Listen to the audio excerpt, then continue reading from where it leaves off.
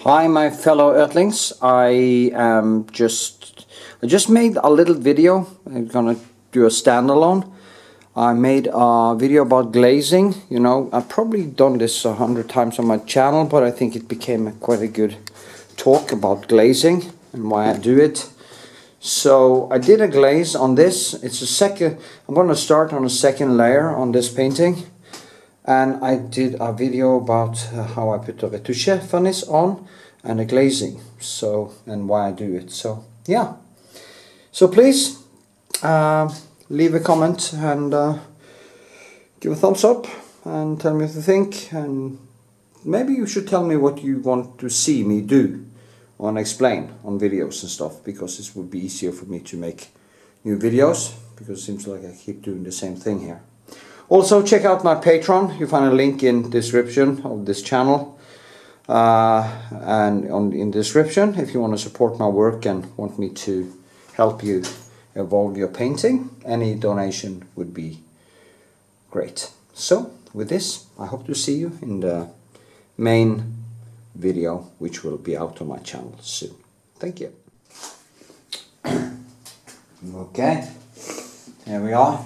I'm going to put on layer number 2. First I'm going to use the Retouching Varnish, as I do in every video. It is this Retouching Varnish. As you see, the canvas is quite kind of pale-like, or there's so much shine in it. Actually, one of the problems with paintings like this is that you get a lot of shine on the oil and the varnish in the end, but you can actually, this is too loose actually. I need to tighten it a little bit. It's not the best stuffily I have, but good enough.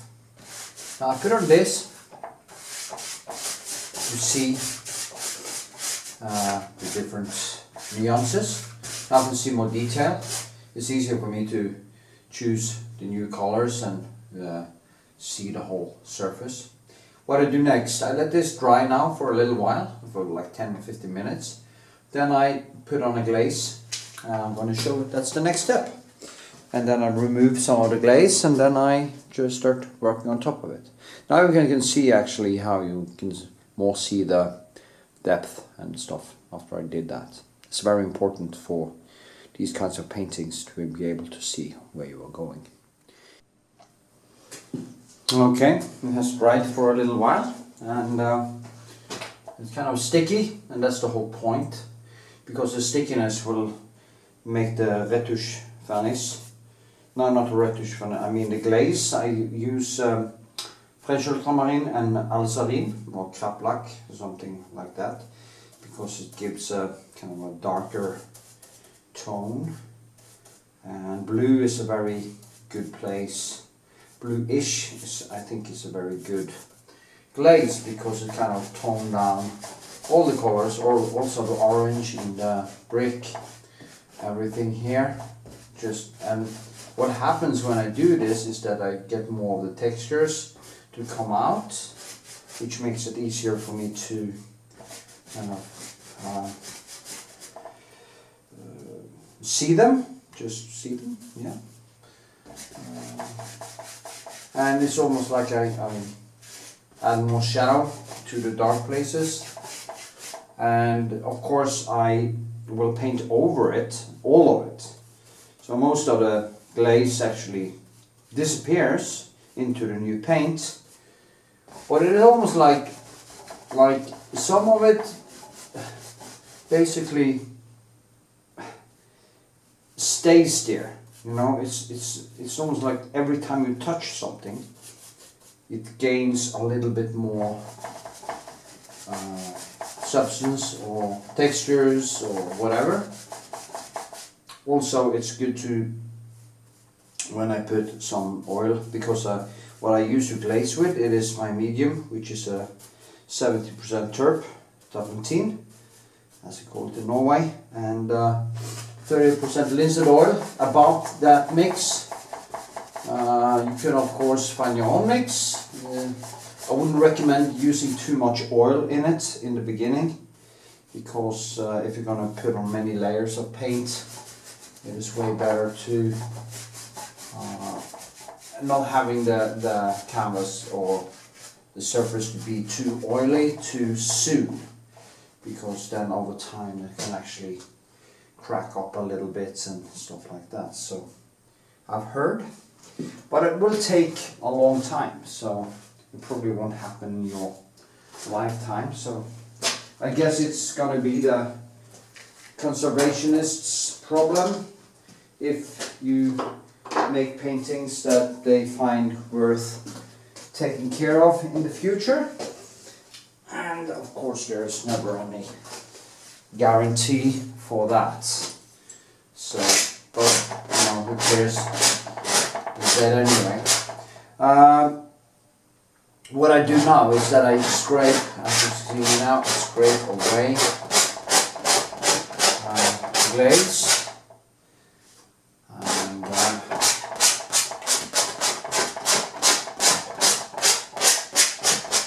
And now I get more, I kind of try to scrape away more here, so I get more of the light areas back.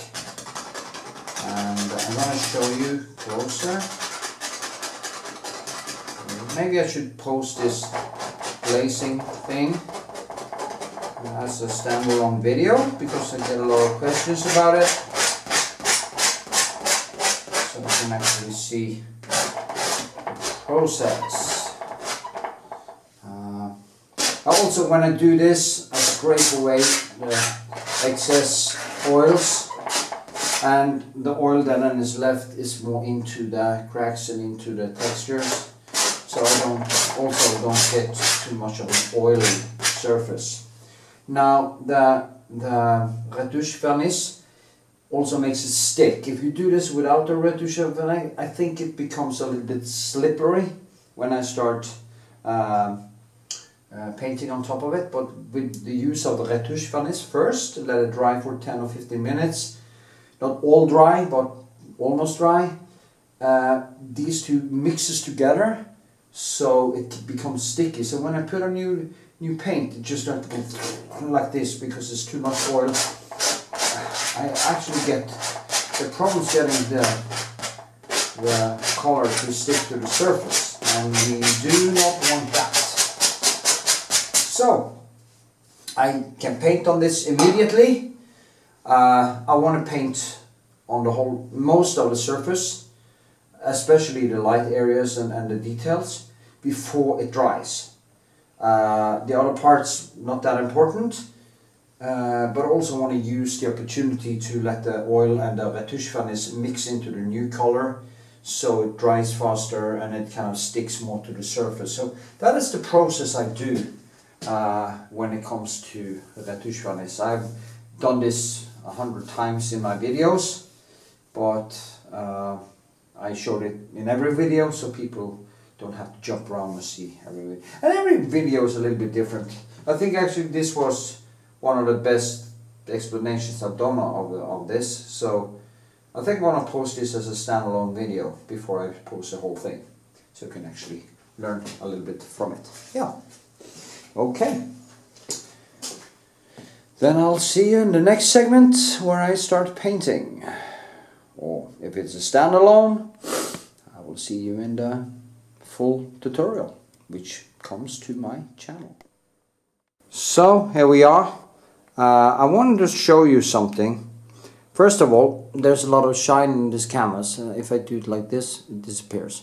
And that's a problem, as I said, with the oils, because you get a lot of shine when you're painting and also when you look at it. But what I wanted to show you was how the glaze actually falls into the cracks of the higher parts of the painting. So that's what happens. It kind of just falls in, and it gives it a little bit more room. So that's the whole process, whole thing about glazing, I think. So please give this video a thumbs up, leave a comment, and I hope to see you in the long tutorial.